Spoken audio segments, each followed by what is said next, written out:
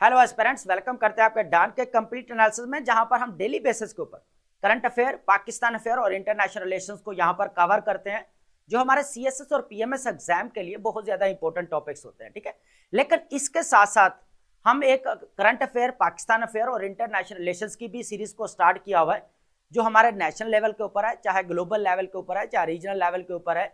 जितने भी हमें यहाँ पर डेवलपमेंट्स होती हुई नजर आती हैं वो हम यहाँ पर डिस्कस करते हैं। ठीक है, हर एंगल से यहाँ पर चीजों को डिस्कस करते हैं। ठीक है, अब एक लेक्चर है तो उसके अंदर ये समझ लें कि हम मल्टीफेरियस चीजों को लेकर आते हैं ताकि क्या किया जा सके, आपको क्लैरिटी दी जा सके, आपकी जो एनालिटिकल अप्रोच है उसको डेवलप किया जा सके। ठीक है, तो दोस्तों ये जो हमारा डान का एनालिसिस रहेगा ना, ये कंप्लीट 2026 तक रहेगा, हमारा पूरा कंप्लीट रहेगा, साल चलेगा। अगर हमारा सिलेबस यहाँ पर मैं एक और चीज क्लियर कर दूं, अगर हमारा सिलेबस क्लियर यहाँ पर थोड़ा चेंज होता है ना, तो हमारा जो डान का एनालिसिस रहेगा वो यहां पर कंटिन्यू रहेगा। क्यों? उसकी रीजन क्या है? हम पॉलिटिक्स से नहीं भाग सकते, ये हमारा चलेगा। मैं क्लैरिटी के साथ बोल रहा हूं ये चीज। ठीक है, हो कह रहा है कि हमारा करंट अफेयर है या पाकिस्तान अफेयर है या नेशनल लेवल पे या रीजनल लेवल पे या ग्लोबल लेवल के ऊपर जितनी भी डेवलपमेंट्स हो रही हैं वो हम विदाउट कह लेके यहाँ पर न्यूज़पेपर के उसको कवर नहीं कर सकते, या मैगजीन्स है, आर्टिकल्स है, इंटरनेशनल न्यूज है, चाहे हमारा रीजनल लेवल पे कोई है जिस तरह जजीरा है या हमारे यहाँ पर डान का न्यूज है, तो उसके बगैर हम अपना कवर नहीं कर सकते। तो हमारा डान का जो एनालिसिस रहेगा, क्योंकि जो हमारे अगर पाकिस्तान में अगर देखा जाए ऑथेंटिसिटी जो हमें नजर आती है यहाँ पर, जो हमें यहाँ पर एक बैलेंस अप्रोच नजर आती है, तो वो हमारे पास यहाँ पर डान का एनालिसिस होता है, वो डेली बेसिस पर हम यहाँ पर डिस्कशन करते हैं, चाहे हमारे आर्टिकल्स हैं, चाहे हमारे ओपिनियंस हैं, चाहे हमारा फ्रंट पेज है डान का, जो बोलते हैं ना डान का फ्रंट पेज पढ़ना चाहिए, तो इक्वली सारा भी नहीं पढ़ना चाहिए। जो हमारे इंपॉर्टेंट आर्टिकल्स होते हैं, टॉपिक के रिलेटेड होते हैं, उनको हम यहाँ पर कवर कर लेते हैं। ठीक है, तो चलते हैं अपने आज लेक्चर की तरफ। आज बड़ा इंपॉर्टेंट लेक्चर है हमारा।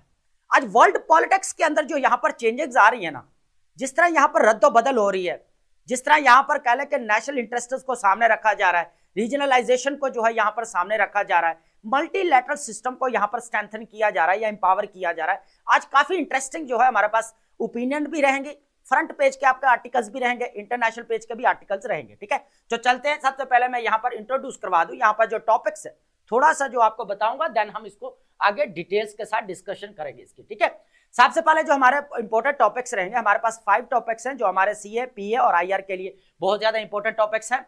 सबसे पहले हम यहाँ पर देखने वाले हैं एन अपॉर्चुनिटी फॉर स्टेट्स। किसके बारे में बात की जाए? ऐसी कौन सी अपॉर्चुनिटीज है जो स्टेट्स के लिए बहुत ज्यादा इंपॉर्टेंट बनती जा रही? हो क्या रहा है, मैं यहां पर हिंट दे देता हूं, आगे हम नेक्स्ट डिस्कशन में लेकर आ रहे हैं।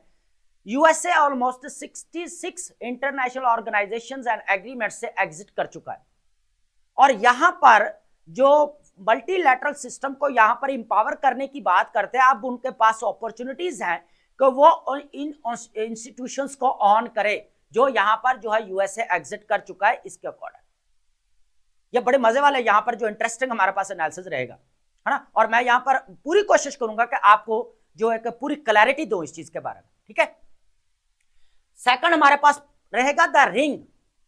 एक स्टेटमेंट बोलना चाहूंगा यहां पर, democracy and multipolarity then are not merely political arrangements but they are morally expressions of our humanity. ठीक है, तो इस स्टेटमेंट को हम यहां पर डिकोड करने वाले हैं द रिंग के अंदर।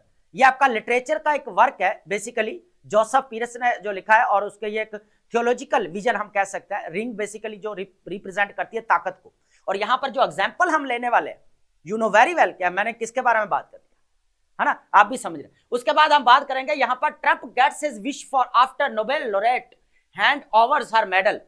ये काफी इंपॉर्टेंट यहां पर रहेगा। ऑपोजिशन लीडर यहां पर वेनेजुला के अंदर एक नई डेवलपमेंट हमें यहां पर नजर आई है, इसको डिस्कशन में लेकर आ रहे हैं।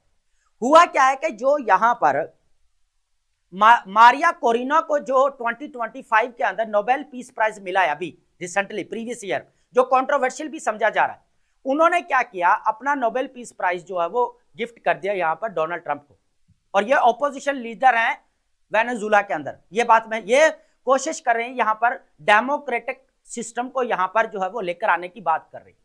इसको यहां पर जो है एनालाइज करेंगे। उसके बाद हमारे पास फोर्थ नंबर पर रहेगा चाइना और कनाडा के दरमियान में स्ट्रैटेजिक पार्टनरशिप हमें यहां पर देखने को मिली, और यहां पर यूएसए की तरफ से क्या स्टेटमेंट्स हैं इसको भी यहां पर डिस्कशन में लेकर आएंगे, और ये इंपॉर्टेंट है ना।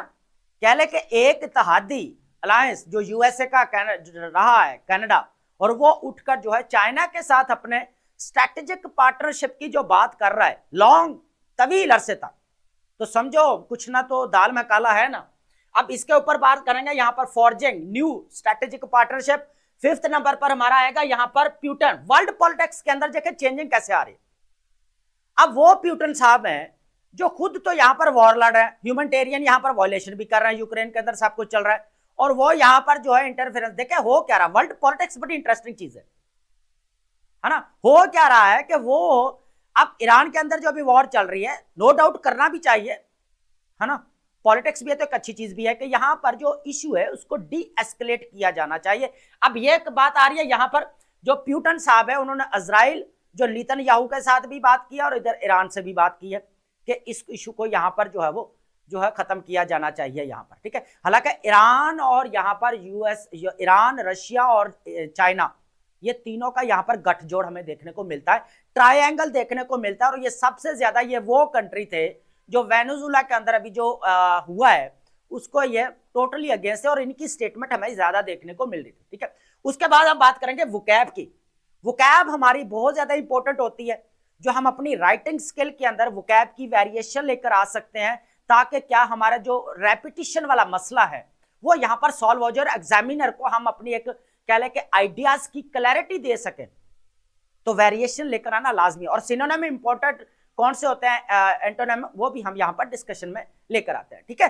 तो अब हम वन बाय वन जो है चीजों को यहाँ पर अंडरस्टैंड करने की कोशिश करते हैं, ठीक है। और मैं आपको पूरी कोशिश करूंगा कि यहाँ पर क्लैरिटी कुछ फर्दर चीजें भी यहाँ पर ऐड करने की कोशिश करता हूं, ताकि आपको मल्टी फैक्टेड जो है ना रेफरेंसेस से जो आपको समझाया जा सके, ठीक है। सबसे पहले रहेगा an opportunity for states. States के लिए क्या अपॉर्चुनिटीज हैं। जब यूएसए ऑलमोस्ट अगर बोला जाए तो 66 इंटरनेशनल ऑर्गेनाइजेशन से वो एग्जिट कर चुका है, ये चीज इंपॉर्टेंट है यहां पर। सबसे पहले तो वो कर कह रहा है कि इंस्टीट्यूशनल वैक्यूम हो, कह रहा है कि जो यूएसए एग्जिट कर रहा है ना, बेसिकली जो बाकी स्टेट्स है ना, उनका हक है, अब उनको चाहिए कि वो आगे बढ़े और एक इंटरनेशनल अलायंस जिस तरह बन रहा है वो कहने का मतलब उस तरह बनाए। अब यूएसए जो है यहां से तो उसने तो एग्जिट कर लिया, तो इंस्टीट्यूशंस को जो ऑन करने का जो काम नजर आ रहा है वो कहा यह जा रहा है रशिया, चाइना और ये देश जो कंट्री जो मल्टीलैटरल सिस्टम को यहाँ पर डेवलप करने की बात करते हैं, उनके पास यहाँ पर चांस है, ठीक है। हर जब देखो हो क्या रहा था कि ग्लोबल पावर्स जिस तरह डायनामिक्स हमें देखने को मिल रहे हैं कि मल्टीलैटरल सिस्टम के अंदर हो क्या रहा है, बेसिकली पावर को फर्दर डिवाइड किया जाना चाहिए, ताकि स्टेट्स अपने नेशनल इंटरेस्ट को सामने रखते हुए policies, internal policies, domestic policies and foreign policies को बना सके, है ना। मेन ये चीज थी, है ना। और अब ये चीज जो है, इन चीज जो वैक्यूम यहाँ पर इंस्टीट्यूशन यहाँ पर क्रिएट हो रहा है, जो हमें यहाँ पर देखने को मिल रहा है, तो बाकी स्टेट्स के पास यहाँ पर अपॉर्चुनिटी है कि वो आगे बढ़े और इनको ऑन करे और यहाँ पर जो है रिप्रेजेंट करे यहाँ पर, ठीक है, पूरी दुनिया।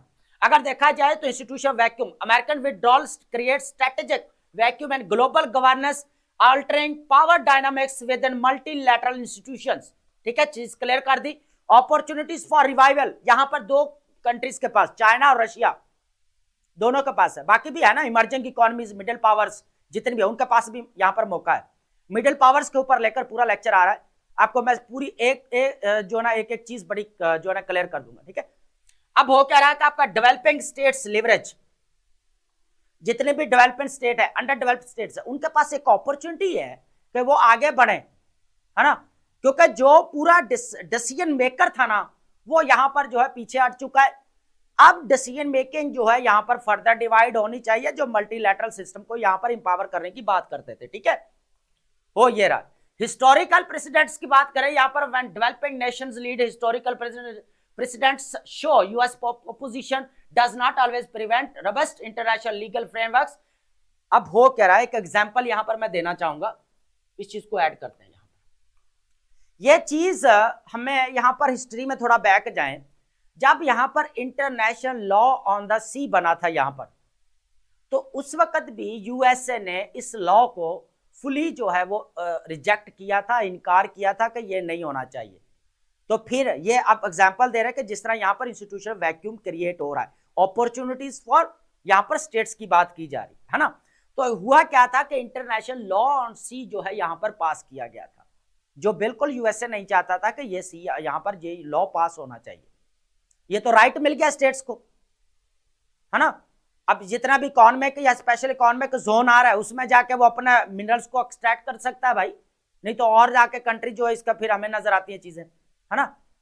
अब हो क्या रहा है कि यहां पर 1982 के अंदर बेसिकली जो इंटरनेशनल लॉ जो है पास किया गया, ठीक है। और वो किसके निकलने से और किसके मुखालफ करने से हुआ, यहां पर यूएसए के, और पूरा यहां पर वर्ल्ड जो है एक साइड पर हो गया कि हमने इसको लॉ को यहां पर पास करना है।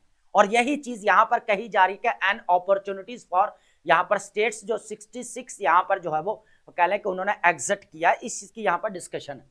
2016 के अंदर क्या होता है, यू नो वेरी वेल कि Russia and China issue joint declaration on international law against unilateralism anticipated shifts in US policy. 2016 के अंदर क्या हुआ, चाइना और रशिया क्या करते हैं भाई, एक लॉ पास करते हैं जो बिल्कुल यूनिलैटरल एक्शंस के अगेंस्ट होता है यूएसए के, ये चीज नजर आती है। फिर क्या होता है 2025 के अंदर डिपार्टमेंट ऑफ डिफेंस रीनेम। अब हो क्या रहा है, जब देखे यूएसए एग्जिट जो कर रहा है, अब 2025 के अंदर क्या होता है कि जो इनका डिफेंस होता है ना, यहां पर डिफेंस डिपार्टमेंट, उनको जो है रीनेम किया जाता है उसको, और उसका नाम पता क्या रखा जाता है यहां पर एग्जेक्टिव ऑर्डर में अगर देखा जाए 14347, जो बेसिकली क्या करता है यहां पर डॉक्ट्रिनल शिफ्ट हमें देखने को मिला है, जिसका काम है जंगें लड़ना।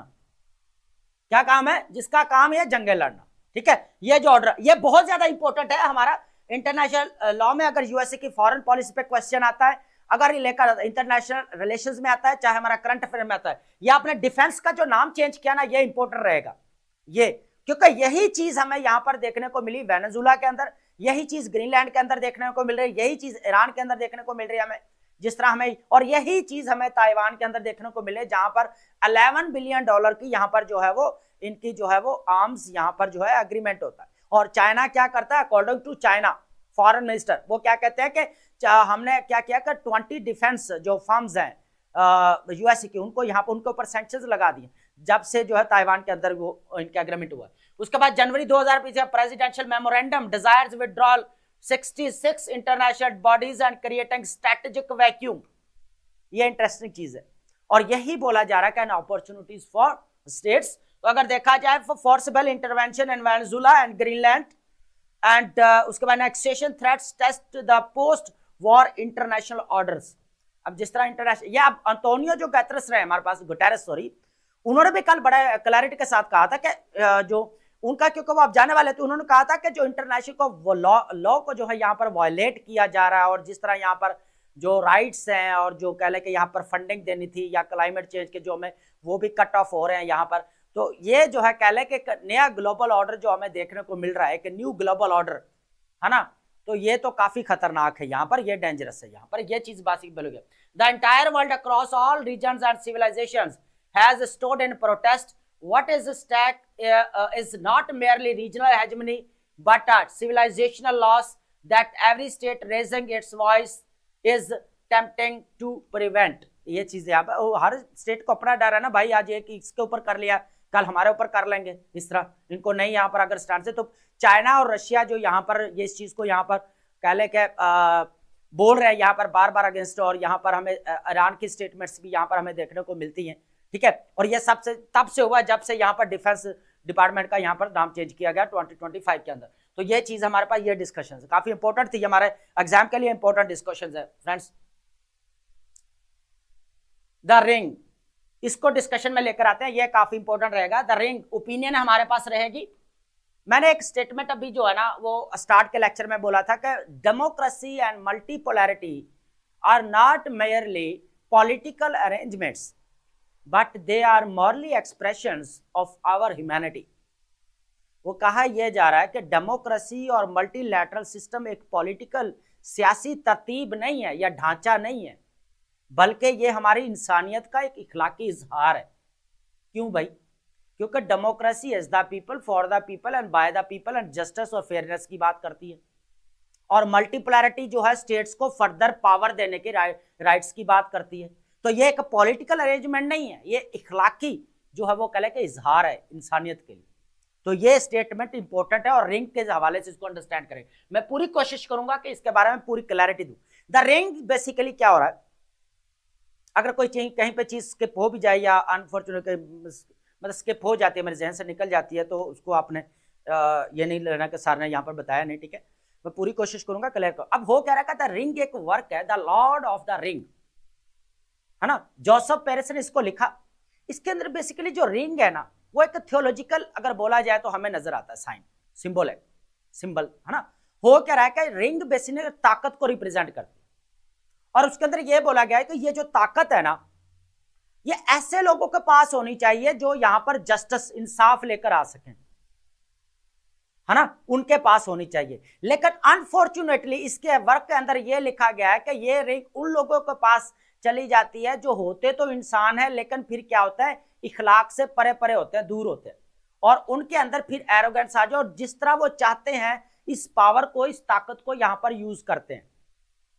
और यहां पर जो हमारी डिस्कशन रहेगी वो रिसोर्सेस की बात रहेगी कि ये रिसोर्सेस ही समझ ले यहां पर रहेंगे, और जब ये किसी के पास चले जाते हैं तो वो कैसे इनको एज ए टूल या एज ए वेपन यूज करता है इन जो कह ले कि यहां पर रिसोर्सेस को। तो ये रिंग जो है एक सिंबल है जो ये रिप्रेजेंट कर रही है। भैया बड़ी इंटरेस्टिंग है और बड़ा लिटरेचर के अंदर ये जो लिखा गया ना फिक्शन, बड़ा इंटरेस्टिंग है ना, ये वर्क बड़ा प्यारा है ना। एक और भी है, the man behind the myth, ये भी बड़ा इंपॉर्टेंट वर्क है ये हमारा, ठीक है। तो सबसे पहले इसको एनालाइज कर। अब हो क्या रहा है, न्यू जियोपॉलिटिक्स ऑफ स्कार्सिटी। यहां पर जो पहले हम बात करते थे ना, लोहा और कोयला, ये इंपॉर्टेंट समझा जाता था। यहां पर जापान के अंदर देख लें या जितने भी यहां पर, अब 1984 में अगर देखा जाए, 1980s के बाद की अगर बात की जाए, तो कंपेटिटर जो था ना यहां पर अगर देखा जाए तो यूएसए का हमें जापान नजर आता था। हर लोग जो जापानी चीज पसंद करते थे, भाई इसमें से ये जो है ना ओरिजिनल है और ये काफी लॉन्ग लास्टिंग भी है ना। तो यहां पर इंपॉर्टेंस हमें जो कोयले की और यहां पर आयरन, लोहे की देखने को मिली है। और आज के दौर में जो हमें यहां पर जो देखने को मिल रही है, उस वक्त भी तो पावर यही थी ना इन लोगों के पास ही, है ना। आज भी किसके ऊपर चल रही है यहां पर, ऑयल, गैस एंड उसके बाद रेयर अर्थ मिनरल्स, रॉक की बात की जाए तो, है ना। जिसके पास ज्यादा होंगे वही इसके कह ले कि वर्ल्ड पॉलिटिक्स के अंदर उसकी ही हेजमनी हमें यहां पर नजर आएगी। और दुनिया के अंदर सबसे ज्यादा जहां पर नजर आ रही है हेजमनी और डोमिनेंस पावर उनकी ही नजर आती है हमें यहां पर। फॉर एग्जांपल यहां पर चाइना का देख लें, यूएसए का देख लें। चाइना का अगर देखें तो रेयर अर्थ मिनरल 90% से भी यहां पर हमें चाइना के अंदर प्रोसेसिंग मिलती है यहां पर। तो हेजमनी उनकी रीजनल लेवल के ऊपर भी है और ग्लोबल लेवल के भी हमें देखने को मिलती है, दोनों साइड पे देखने को मिल रही है फ्रेंड्स। अब कितनी इंटरेस्टिंग चीज है कि वर्ल्ड पॉलिटिक्स के अंदर यही चीजें यहां पर हमें कमी, इनकी कमी होती हुई नजर आ रही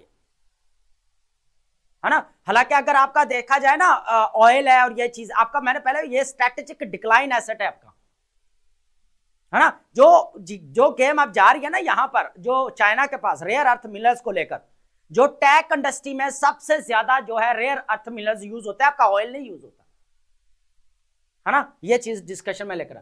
अब हो क्या रहा है कि modern industries economy rest on the increasingly fragile base of the critical resources, energy, fuels, industrial metals and rare earth elements, ठीक है। Advance chips are no longer are merely inputs, they are potent instrument of the power. आगे ना वही चीजें, अब ये वो सारी चीजें जो है ना, ये energy, fuels, industrial metals, rare earth minerals, ये अब क्या बन चुकी है यहां पर, इंस्ट्रूमेंट ऑफ पावर बन चुकी है, जो कि इसका गलत यूज किया जा रहा है एज ए रिंग जो ताकत का हम रिप्रेजेंट कर रही है। तो ये चीज बड़ा इंटरेस्टिंग है। ये आप इस तरह अगर ऐसे लिखे ना, किसी इस तरह हवाला देके जो आपका हुक बनाते हैं, जो आपका, अब हुक भी डिफरेंट टाइप का होता है आपका इंस्पिरेशनल भी हुक हो सकता है, हिस्टोरिकल हुक भी हो सकता है आपका, किसी पर्सनालिटी के रिलेटेड भी आपका हुक हो सकता है, किसी स्टोरी के रिलेटेड भी आपका हुक हो सकता है। हुक की एक डेफिनेशन नहीं है जो हम यहां पर इंट्रोडक्शन के अंदर लिखते हैं, है ना। जो एनेक्डोट हम कहते हैं ना, एनेक्डोट लगाने चाहिए यहां पर, तो एनेक्डोट हमारे बहुत सारे होते हैं यहां पर, जो मिस्टेक्स एस्पिरेंट्स क्या करते हैं यहां पर, तो वो मेरे ऑलरेडी मैंने लेक्चर्स दिए हैं उसके ऊपर, ठीक है। तो अगर देखा जाए तो सबसे पहले रिसोर्स एज ए पावर यहां पर यूज किया जा रहा है। अब लिथियम है, कोबाल्ट, निकल, कॉपर, सेमीकंडक्टर्स, अब फ्यूचर अगर देखा जाए तो इनका ही है हमें नजर, लेकिन इनको भी एज ए टूल या वेपन यूज किया जा रहा है पूरी दुनिया के अंदर। अब डायरेक्टली या इनडायरेक्टली अगर देखा जाए ना, ऑयल से हटकर, ठीक है, वेनेजुला का केस हमारे साथ है, सामने है, ईरान वाला सामने है, लेकिन इससे हटकर क्या किया जा रहा है, रेयर अर्थ मिनरल्स के ऊपर फोकस किया जा रहा है। क्योंकि भाई जो आपका आर्टिफिशियल इंटेलिजेंस जो दौर आ रहा है ना पूरा, वो आपका रेयर अर्थ मिनरल्स के ऊपर बेस करता है सर। जिसके पास रेयर अर्थ मिनरल्स ज्यादा होंगे, वर्ल्ड पॉलिटिक्स के अंदर उसकी डोमिनेंस पावर ज्यादा देखने को मिलेगी, और इसी को बोला जाता है टूल ऑफ पावर, सॉरी आप कह सकते हैं कि इंस्ट्रूमेंट ऑफ पावर, ये टूल ऑफ पावर भी कह सकते हैं, ठीक है। तो ये चीज है हाइड एंड कॉम्पिटिशन, और यही चीजें क्या कर रही है, कॉम्पिटिशन बढ़ा रही है। आप देख लें आपके सामने ये कॉम्पिटिशन चल रहा है यहां पर, यूएसए चाइना का देख ले, यहां पर रशिया का देख ले, यहां पर, ठीक है, मिडिल ईस्ट का देख ले, यहां पर मिडिल पावर्स जितनी उनका देख ले यहां पर, है ना। तो कंपटीशन यहां पर बढ़ता जा रहा है, और ये कंपटीशन भी स्ट्रेटेजिक कंपटीशन बढ़ता जा रहा है ना। ये चीजें देख, और डेंजरस स्टेट क्राफ्ट है। उसके बाद हमारा रिंग पावर ऑलरेडी मैंने इसका हवाला दे दिया, पूरा एक्सप्लेन कर दिया, ठीक है। अब चलते हैं हमारे पास, लेकिन वो स्टेटमेंट जो हमने यहां पर की थी ना कि डेमोक्रेसी और मल्टीपोलैरिटी, वो यही था कि यहां पर जो है वो बेसिकली कह ले कि एक पॉलिटिकल या सियासी तरतीब नहीं है, ढांचा नहीं है, बल्कि एक इंसानियत के कह ले कि एक क्या है, अखलाकी इजहार है। और ये रिंग जिसके पास पावर ज्यादा या ताकत है, उसको क्या करना चाहिए, वो जो कह ले कि मॉरली एक्सप्रेशंस है ना, उनको इंश्योर करवाना चाहिए, ठीक है, ना कि जो है ना अपने यहाँ पर कह ले कि हेजमनी या फोर्स, हमें डोमिनेंस फोर्स जो है वो कह ले कि इन्फोर्स होती हुई यहाँ पर नजर आती है, ठीक है। चलते हैं जी, नेक्स्ट हमारे पास रहेगा Trump gets his wish for after Nobel laureate, ठीक है। अब नोबेल लॉरेट बेसिकली जो यहाँ पर वेनेजुला के अंदर जो ऑपोजिशन लीडर हमें नजर आते हैं, जो डेमोक्रेसी को यहाँ पर जो इन्फोर्स करना चाहते हैं, हिटमैन बुक पढ़े आप, वहां पर आपको पता चलेगा कि जिस किसी स्टेट के ऊपर अगर कंट्रोल नहीं हो रहा ना, चुप करके यहां पर डेमोक्रेटिक मॉडल आप इंप्लीमेंट करवा दो, ऑटोमेटिकली आपका कंट्रोल आ जाएगा भाई। या आप हिटमैन बुक पढ़े, आप उसके अंदर लिखा गया रेफरेंस उसका, ठीक है, बुक का रेफरेंस के अकॉर्डिंग, ठीक है। अब हो क्या रहा है कि डेमोक्रेसी यहां पर वेनेजुला के अंदर अनफॉर्चुनेटली अगर देखा जाए, अब निकोलस मदुरो को यहां पर अरेस्ट किया गया, ठीक है। हम मल्टीफेयर उसके ऊपर बहुत सारी डिस्कशन कर चुके हैं हमने, है ना, मेरे अलग लेक्चर्स भी उसके ऊपर आ गए, है ना, इतना उनको मैंने जो है ना डिस्कस किया, ठीक है। अब हो क्या रहा है कि यहाँ पर जो अभी न्यू एक हमें चीज देखने को मिली कि जो मारिया कोरिनो है यहाँ पर मैच दो, है ना, उन्होंने क्या किया, जो 2025 के अंदर उनको नोबेल पीस प्राइज मिलता है यहाँ पर, और वो क्या करती हैं यहाँ पर, किसको दे देती हैं, अभी ट्रंप को, तो वो क्या करती है अपने यहाँ पर ट्रंप को दे देती है। अब वही चीज यहाँ पर हमें देखने को मिल रही है। अब हो क्या रहा है, एक तो यहाँ पर socio economic and political instability हमें वेनेजुला के अंदर देखने को मिल रही है। अब जो निकोलस की जो यहाँ पर देखा जाए प्रेसिडेंट थे ना फर्स्ट पर, अब यहाँ पर वाइस प्रेसिडेंट क्या कर रहे हैं, as a president in term acting, यहाँ पर जो प्रेसिडेंट है वो यहाँ पर हमें डेल्सी रोड्रिगोज यहाँ पर हमें नजर आ रही है, जो एक सोशलिस्ट से ताल्लुक रखती है। और ये जो मारिया कोरिनो है, ये बेसिकली डेमोक्रेसी को, डेमोक्रेटिक मॉडल को लेकर लाना चाहती है यहाँ पर, और ये अपोजिशन लीडर है ना। इन्होंने क्या किया कि जो इंटरफेरेंस यहाँ पर इंटरवेंशन हमें नजर आई यहाँ पर मिलिट्री के, तो यूएसए के व्हाइट हाउस के अंदर क्या किया, ट्रंप को इन्होंने अपना जो गोल्ड मेडल था, जो gold medal Nobel peace prize था वो क्या किया, इन्होंने किसको दिया, यहाँ पर ट्रांसफर किया ट्रंप को, है ना। ये काफी एक बड़ी चीज है। उसके बाद अगर देखा जाए मैच दो एंटेट, जो एक और बात भी है, जो यहाँ पर मारिया कोरिनो को अगर जो मिला है इंटरनेशनल मीडिया के अकॉर्डिंग अगर देखा जाए, according to international expert, according to international media, यही बात की जा रही है कि ये जो कंट्रोवर्शियल था यहाँ पर, ठीक है, ये चीज भी है, मजीद आप इसके ऊपर देख लेना, लेकिन ये इतना बताना जरूरी था।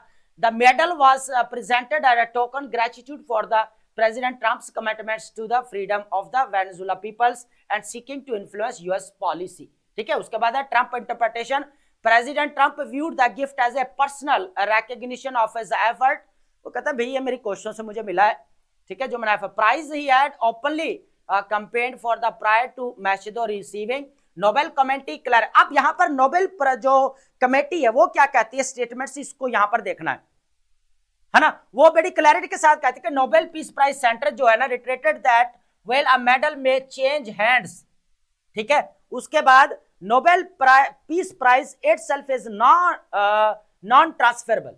एक अपने आप में ही नोबेल पीस प्राइज एक नॉन ट्रांसफरेबल है, वो ट्रांसफर नहीं किया जा सकता, वो है ना। मेडल तो आप किसी के हाथ में दे दोगे, लेकिन जो नाम मिला है वो आप नहीं दे सकते।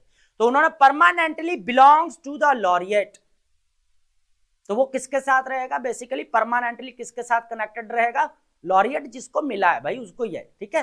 तो ये चीज है। तो अभी एक न्यू यहां पर हमें शिफ्ट देखने को मिल रहा है, और जिस तरह यहां पर डेमोक्रेटिक मॉडल को यहां पर इंपोज करने की बात की जा रही है वेनेजुएला के अंदर, और वेनेजुएला आपको पता है एक कह ले कि एक बड़ा चेस बोर्ड का जो ना एक कहते हैं ना हब, वो बन चुका है इस वक्त दुनिया का, है ना। अब चाइना भी बढ़ना चाह रहा है, चाइना ऑलरेडी उसके अंदर $67 बिलियन लगा के बैठा हुआ, इन्वेस्ट करके बैठा हुआ। रशिया बैठा हुआ भाई, सोशलिस्ट उनका कंट्री है, वो तो सपोर्ट करेंगे, और ये चीज चाहते थे ट्रंप हमारा यहाँ पर रीजनल लेवल के ऊपर डॉनरो डॉक्ट्रिन भाई यही है।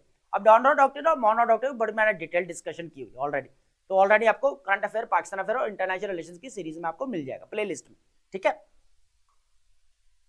अब बात करेंगे हमारे पास चाइना, कनाडा एंड उसके बाद हमारे पास नजर आ रहे हैं यहाँ पर जो चाइना और कनाडा के दरमियान में अभी एक स्ट्रेटेजिक पार्टनरशिप हमें देखने को मिल रही है, इस चीज को डिस्कशन में लेकर आएंगे।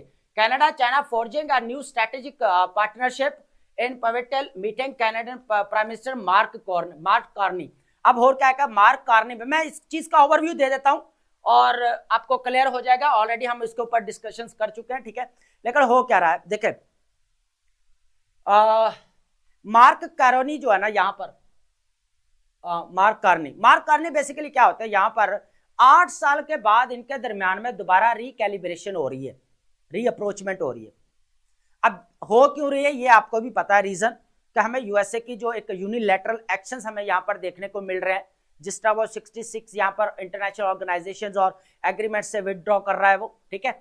उसके बाद उनकी जो नेशनल स्ट्रेटेजी सिक्योरिटी पॉलिसी हमारे अमेरिका फर्स्ट, ये चीज नजर आ रही। तो कनाडा को यहाँ पर डर पड़ गया कि भाई अब ये कहीं दूसरों कंट्री को करते करते मेरे ऊपर भी ना हमला कर दे और मुझे बिना कंट्रोल में ले ले भाई, है ना। अब चाइना और कनाडा का जो हालात खराब हुआ है ना, वो यहाँ पर हालांकि एपेक जो यहाँ पर एशिया पैसिफिक इकोनॉमिक कोऑपरेशन जो मीटिंग होती है ना साउथ कोरिया के अंदर 2017 के अंदर, दोनों के दरमियान में यहाँ पर हमें कैलिब्रेशन देखने को मिली थी।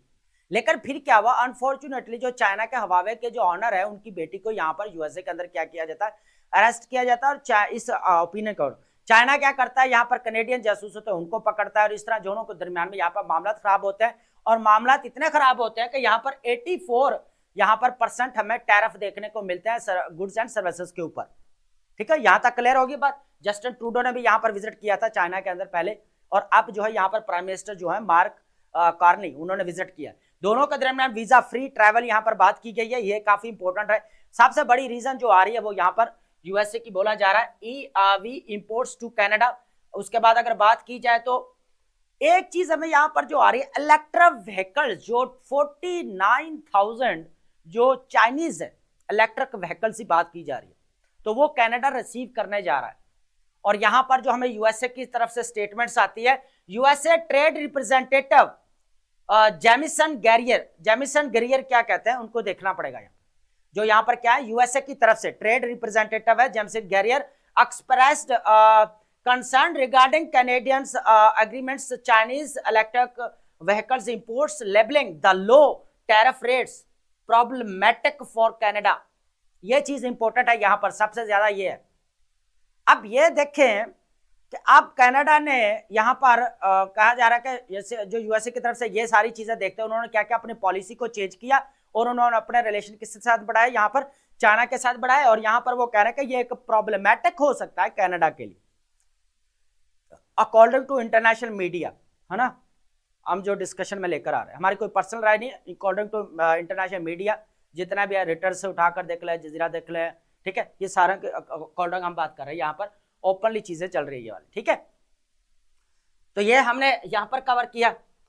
अब बात करते हैं, हमारे पास रहेगा प्यूटन। अब वर्ल्ड पॉलिटिक्स के, मैं पहले कहा कि वर्ल्ड पॉलिटिक्स में बड़ी इंटरेस्टिंग चीज है। अब जो व्लादिमीर पुतिन यहाँ पर, चलो चाइना बात करे यहाँ पर, चलो पीस लेकर आने की समझ में भी आता है। और यहाँ पर अगर देखा जाए रशिया यूक्रेन दोनों की वॉर लगी हुई है, और वो यहाँ पर ईरान के अंदर, हालांकि क्यों कर रहा है, इसके पीछे रीजन क्या है भाई? दुनिया के अंदर जीना भी तो है ना, जीना है तो बना के तो रखनी पड़ेगी।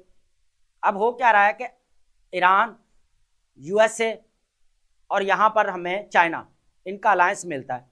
क्योंकि जब यहाँ पर सऊदी अरेबिया और ईरान प्रॉक्सी वॉर्स लड़ते रहे हैं, इनके अलावा भी अगर ईरान प्रॉक्सी वॉर लड़ता रहा है यहाँ पर, तो उनको जो सपोर्ट बैकअप हमें नजर आता है वो रशिया का आता है और चाइना का नजर आता है।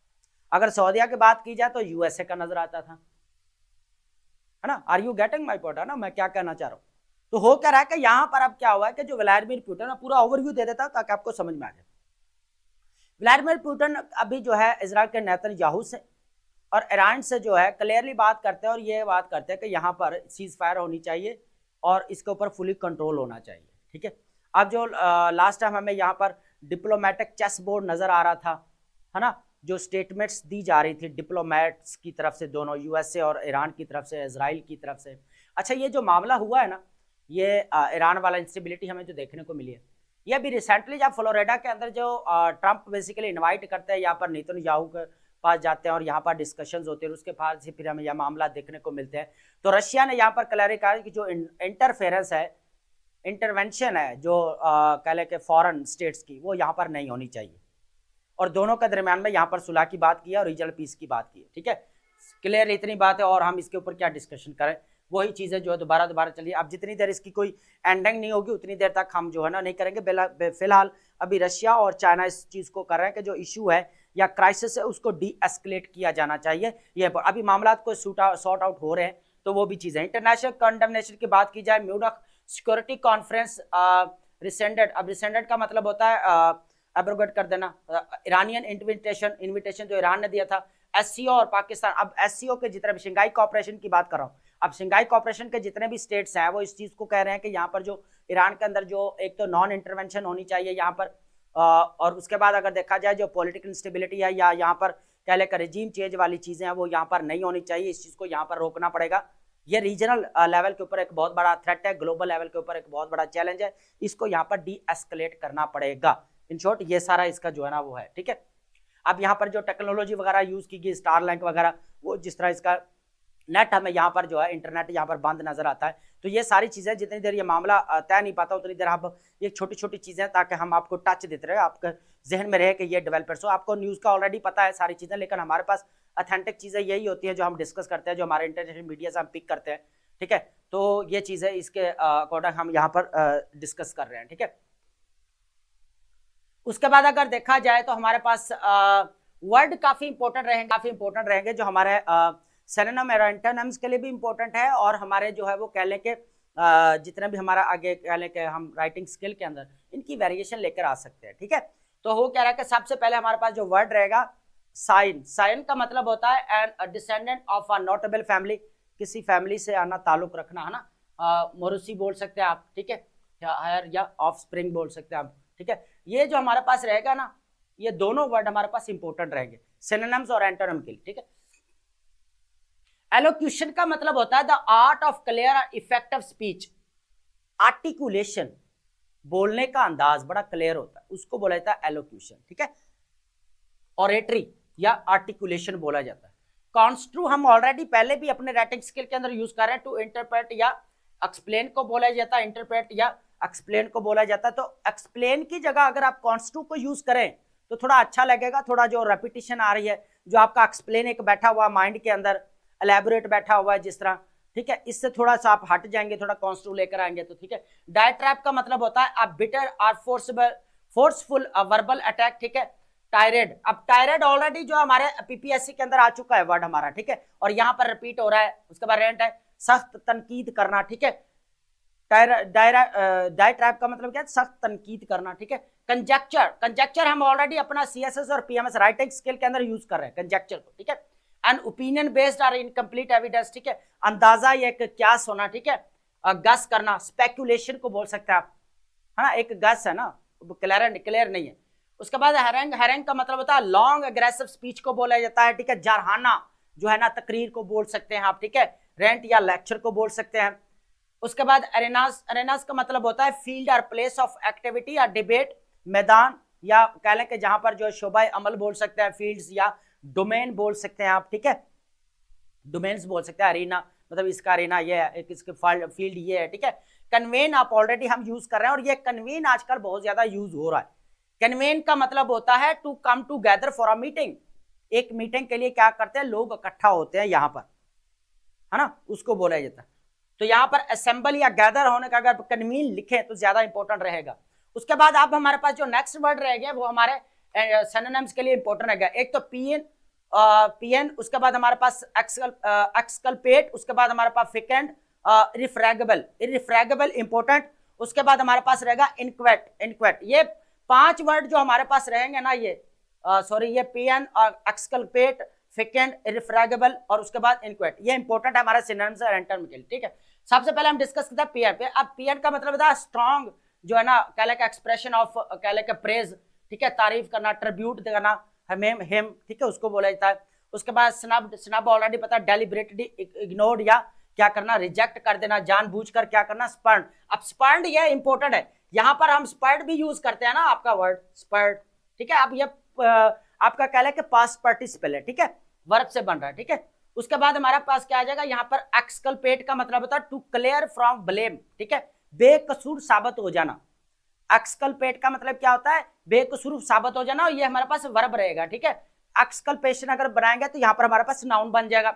फिकंड इंपॉर्टेंट है, फिकंड इंपॉर्टेंट वर्ड है हमारा, ये हाईली प्रोडक्टिव और फर्टाइल, जरखेजी या पैदावारी को बोला जाता है, फर्टाइल या प्रोडक्टिव काम को बोल सकते हैं हम, ठीक है।